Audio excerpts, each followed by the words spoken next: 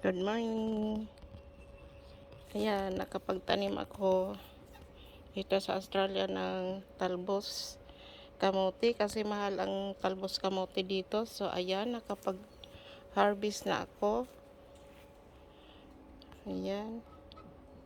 So, yung malunggay ko, mataas na yan kaso no nag-winter, ayan, namatay ulit siya. Pero ngayon, dahil sa summer, ayan, nabuhay na naman. Mainit na naman kasi dito.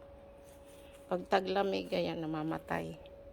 Ganon din itong talbos. Itong ano lang, hindi, pero yung mga ano niya, buto, sinabog ko na doon, no, yung iba. Parang nabubuhay na yata. Ayan siya, oh. Yan yung maliliit ng dahon. Nabuhay na rin yung aking, tanglad. Kamatis. At saka talong. So, yan lang ang buhay ko dito sa Australia. At nag-ano ako ng tomato, sweet tomato, ayan. Nagpunla ako para maitanim ko rin doon. Ayun kasing kamatis na yung binigay lang yan sa akin ng pamangkin ko. Hindi ko alam kung malalaking kamatis ba siya o ano. Kaya nag-ano ako dito, nagpunla ako ng maliliit. Sweet tomato kasi masarap kasi yan. Ito, nakalimutan ko na ito kung anong klaseng tanim ito. Ako rin kasi nag-ano nito nakalimutan ko kung ano siya. Ito, gamot ito. Gamot sa mga namamaga ang panga.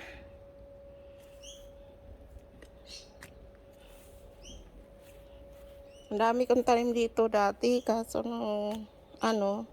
namatay siya ang taglamig. So yan, hihimay-himayin na natin to para makapagluto ako. Sarap ito sa bagoong. Kaso lang wala akong bagoong. So ang gagawin ko na lang,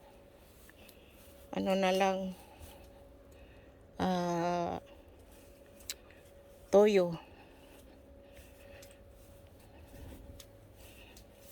Toyo na lang ang pag-aanuhan ko dyan. So ito, ang daming bunga. Ayan, oh.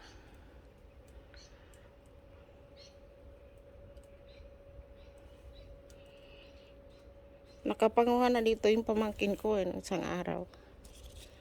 Inano niya. May paggagamitan daw siya.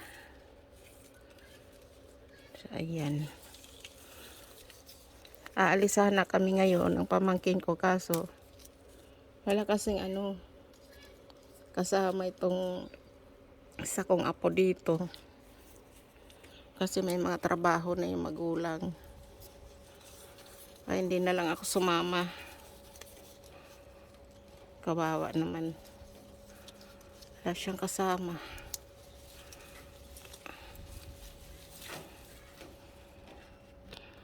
Tanggalin natin ito. Yan.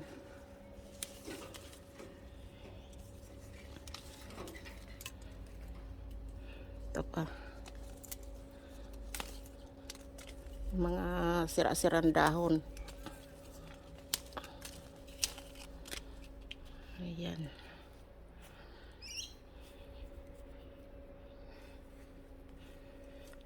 So, ayan lang.